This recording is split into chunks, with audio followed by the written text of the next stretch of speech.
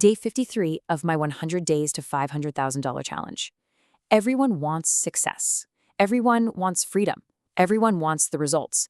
But very few people are willing to do what it takes. Welcome to this explainer, where we're going to decode the 100-day grind and dive into the brutal, documentary-style reality of surviving the midpoint of a massive undertaking. So here we are, day 53. Now, 53 days ago, I started this challenge with a massive dream of $500,000. At the time, it felt incredibly exciting. But now, now it feels very, very different. Because right now, it is all about commitment. As this quote hits home, everyone wants the results, but nobody wants the grind. Let's be real, the excitement, completely gone. The novelty is dead. What's left is pure, agonizing discipline. And honestly, that is exactly where real growth begins. Today, I found myself thinking a lot about the fundamental difference between dreamers and doers. You see, it really breaks down like this. A dreamer talks about their goals. A doer, they actually work on them. A dreamer sits around waiting for motivation to strike, while a doer just keeps going without it. A dreamer wants the success handed to them, but a doer actively accepts the grueling struggle that comes right along with it. Which brings us to our first real hurdle. Section 1, excitement versus the grind, and the harsh reality of the midpoint. If we look at Ryan Trahan's 100-day metaverse experiment and Mr. Beast's $500,000 isolation cube, the exact same pattern shows up every single time. Day 1 is all about excitement, novelty, big dreams. But fast forward to day 50, oh man, those initial thrills rapidly devolve into paranoia, crushing boredom, and just raw survival mode. The documented mental toll here is absolutely wild. In the isolation cube, you've got contestants trapped in a blinding white room, completely losing track of time, waking up at 2:30 in the morning thinking it's the middle of the day. Then you have Ryan Trahan almost crying in VR isolation simply because his only virtual friend's headset died. One contestant literally resorted to whipping pieces of pork at a wall just out of sheer, maddening boredom. It is a crazy psychological space to be in. So you have to ask yourself, what really happens when the novelty is just completely gone? Because listen, this is the exact moment where the dreamers quit. They realize it's not a highlight reel anymore. It's just hard work.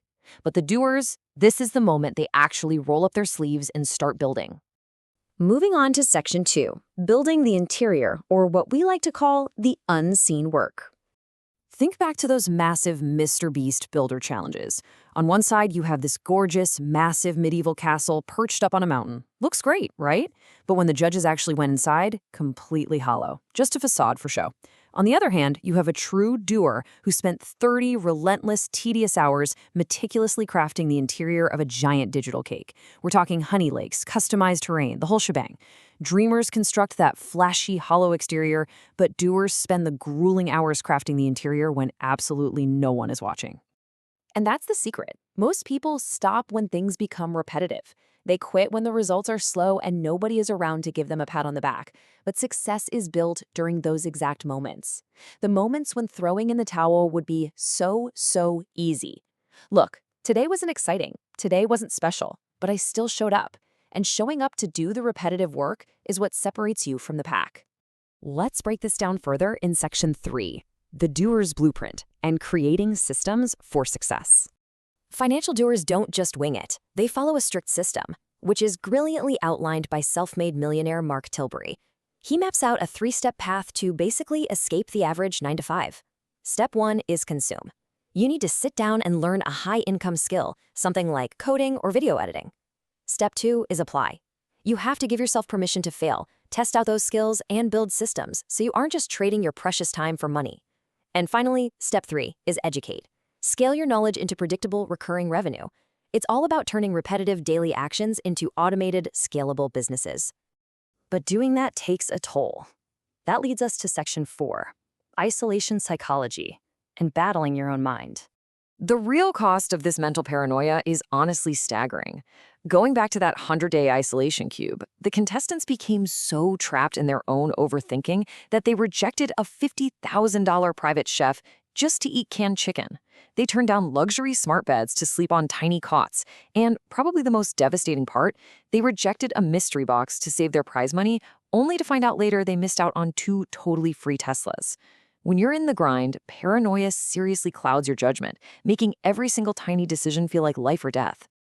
Just listen to this. I'll regret this forever. I'm actually feeling sick right now. Wow. That quote perfectly captures the agonizing psychological pressure of surviving a grueling marathon like this. Because at a certain point, you are fighting your own brain just as much as you're fighting the challenge itself. And at the very end of the line, your discipline is going to face its absolute ultimate test against basic human greed. In the final moments of that isolation cube, the two survivors who had suffered together for 100 straight days were asked one simple question. Will you split the $500,000, or will you try to steal it from the other person? Keep in mind, if they both stole, they'd walk away with nothing. Spoiler alert, they actually both chose to split it. It just goes to show that surviving the long, brutal grind truly reveals who you are at your core. Which brings us to Section 5, becoming the finisher and rewiring your identity.